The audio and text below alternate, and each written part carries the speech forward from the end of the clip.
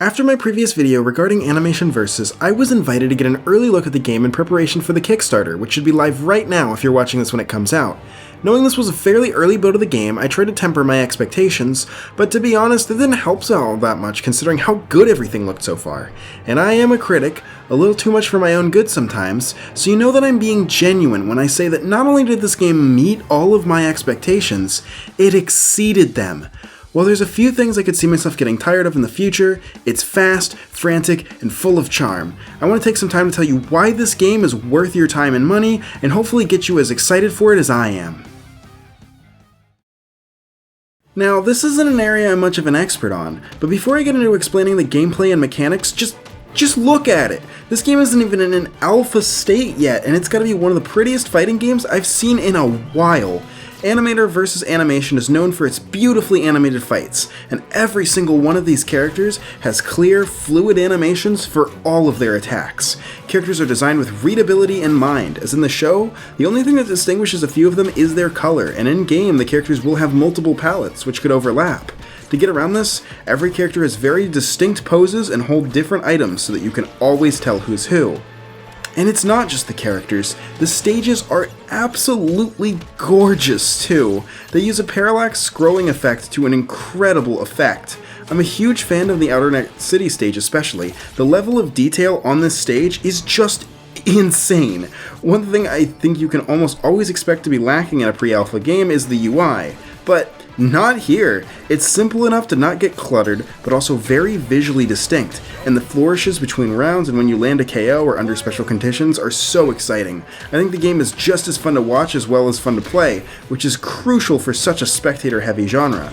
Apparently, this is all just placeholders too, which makes me all the more curious what the final game's gonna look like. But of course, looks aren't everything. The main thing people want to know about is the gameplay. I covered a lot about what we knew in my last video, but to recap some of that, the game is a hybrid of a traditional fighter and a platform fighter. All of your attacks have directional inputs, but your normals can combo into each other, and you can cancel normals into specials as well. The stages are enclosed, but can have platforms. Instead of a traditional shield, you have blocking like in a traditional fighter, but this can be quite vulnerable thanks to how mobile you are. Those core ideas are what set Animation Versus apart on a surface level, but the execution of those ideas is what makes them shine. Movement in this game is fast. You have a dash button that on the ground dashes forward and back, and in the air can be used to air dash or fast fall to the ground. You can air dash, double jump, wall jump, and fast fall all once per airtime in any order, allowing for crazy mix-ups like instantly landing after an air dash or jumping to cancel your fast fall. You can also dash before a jump to jump a long distance forward much faster, or air dash and jump at around the same time to instant air dash, staying close to the ground for quick aerials. I haven't mastered it fully yet, but moving around in this game feels extremely simple yet so fun. Sometimes I just find myself mashing dash just to have fun dashing forward and back. For my time playing this game, I found that defense is actually surprisingly strong, but still pretty interesting.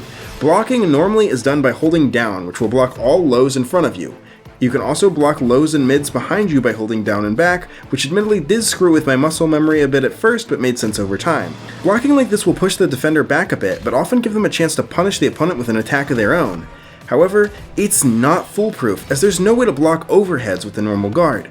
That's not to say that overheads just win out of the time, as you can spend meter to keep them in check.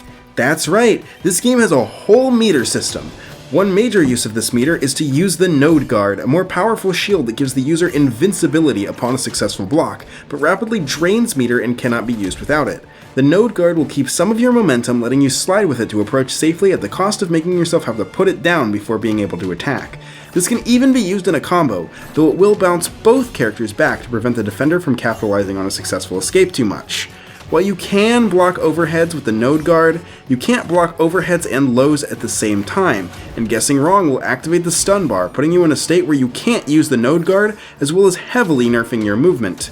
You can also be stunned by taking too much damage, but any way you get into it, stun is brutal, and will likely let your opponent get a ton of damage on you. Your meter is just as important on offense as it is on defense too. Every special in Animation Versus can be charged to gain additional properties. Alternatively, you can spend a bar of meter to instantly use the fully charged version of these moves, opening up so many interesting routes. A few characters have a fast metered overhead, which makes them great for punishing opponents trying to guard your attacks. A lot of metered moves are also great finishers, sending your opponent hurtling into the wall. Every EX move brings something unique to the table, and they add a ton to the gameplay. Do you save your meter to protect yourself from an incoming attack, or do you burn your meter in hopes to kill early? It's a choice that is sure to bring a lot of player expression to the game. In Animation Versus, the corner is a very scary place to be for a few reasons. When in the corner, the lack of space to go backwards means that combos are much more dangerous. In fact, my only major gripe with the game so far is how many moves just loop into each other when you're in the corner. Green's down tilt was especially obnoxious playing the first time, but the more I lab it out, I really don't know how much of a problem this actually is. Yes, it's annoying, sure, but doing a basic combo that incorporates other moves seems to lead to much more reward and keep the stun up longer, meaning that the optimal stun punishes are likely much more flashy. The other dangerous thing about the corner is that when you are at low enough health, you'll enter the danger state. In this state, any attack that would cause a wall bounce will instead knock you through the wall Guilty Gear style, instantly ending the round and netting your opponent the win. And speaking of ending the rounds, every time a round ends, it transitions the stage to a different form. Stages are planned to have 4 different variants, each with their own unique gimmicks and platforms. The only stage that has all the gimmicks finished in this build is Alan's PC, each transition having a unique platform layout from a flat stage to the dual platform layout of Flash, the one wide platform of Styx Fight, and finally, the moving scroll bar of the File Explorer. I'm extremely curious to see what the other variations of the stage have in store, as they have a lot of possibilities. I've talked about the mechanics for a while, but like every fighting game, I know what you're really here for. What really matters are the characters. All 6 of the sticks were playable in this build, though all of them except Orange were missing the bulk of their specials. What's here is still more than enough to get a feel for the game though. I talked about the first 3 based on the footage we had already, but getting hands-on with them gave me a lot more insight. Red is the character I've probably played the most of. They are by far the fastest character in the game and can absolutely shred opponents when they get in. All their aerials are terrifying out of an instant air dash, and the sheer speed of their normals makes them a blender. They have a reliable standing overhead and forward special, though it does need some distance, and if they manage to get a stun, they can do some really crazy corner carry into a devastating Rhino Punch. Their EX moves having the animal motifs is a really nice touch. I'm a huge fan of the Dolphin Slash, both as a strong combo ender and for how cool the animation is. Red's biggest weakness is just how stubby they are, as a lot of their moves will whiff if you don't set everything up from point blank. If you like rushdowns who stay in your opponent's face and force them to work under pressure, then Red is absolutely the character for you. Orange, also known as the Second Coming, is very much a unique take on the all-rounder character. Their pencil fits the halfway point between hand-to-hand combat and a sword, giving them just a bit of disjoint. Orange excels at adapting to the opponent and fighting from the position that benefits them. They can get into zoners' faces with tools like the car and stay in with fast advancing tilts. Against rushdowns, they can create distance with back tilt and back special before keeping them out with strong pokes like air forward special and down tilt. Orange also has one of my favorite special moves, their grounded neutral special, which by default cycles between 3 projectiles, but by spending meter, throws all of them at once, leading to pure chaos. If you want options for every situation and to play around the games your opponents want to play, consider giving Orange a shot. Yellow is definitely the character hurt the most by missing a few specials. As the resident zoner, Yellow's role is to keep opponents out with slow, long-ranged strikes. To compensate for this playstyle, they're one of the slowest characters in the game and have a unique teleport air dash. This doesn't keep your momentum and can't be cancelled into anything, but it does have invincibility, making it theoretically better defensively, but much worse offensively other than making it harder for your opponent to track your position. Yellow has some of my favorite normals in the game, using their laptop to throw memory addresses, push arrays, transfer files, and so many more creative moves. I have to give shoutouts to back air, just flash banging your opponent by turning the brightness all the way up to 100. It's just awesome. Gameplay wise, I haven't been able to figure out what Yellow can really do to stop the barrage of attacks other characters can put out, but once you do get advantage, Yellow has one devious gimmick, their EX neutral special, the delay pop-up. This sets up a powerful projectile that will fire off after a short delay. It stays even if Yellow gets hit, meaning that if you set it up right, the opponent has to respect Yellow's next incoming mix-up. I was hoping that Yellow's air special drop packet would be an overhead just to add to the chaos, but it's honestly probably for the best that it isn't. It's still a really good projectile poke. If you want to keep opponents at bay with an unstoppable wall of projectiles, check out what Yellow has for you. Despite also being fairly unfinished, in my playtesting, Green seemed to be a character that came up a lot, and I can see why. Green is the game's sword fighter, wielding a fishing rod that's quite fast for its range. It also has tippers on the hook, pulling people in to allow for further extensions. This range extends into some of the best aerials in the game in the devastating multi-hit of neutral air, and the absurd range of moves like forward and up air. I've already talked about how dominant Green is in the corner, but it cannot be understated how great Green stun punishes are, thanks to big moves that all combo extremely well with each other.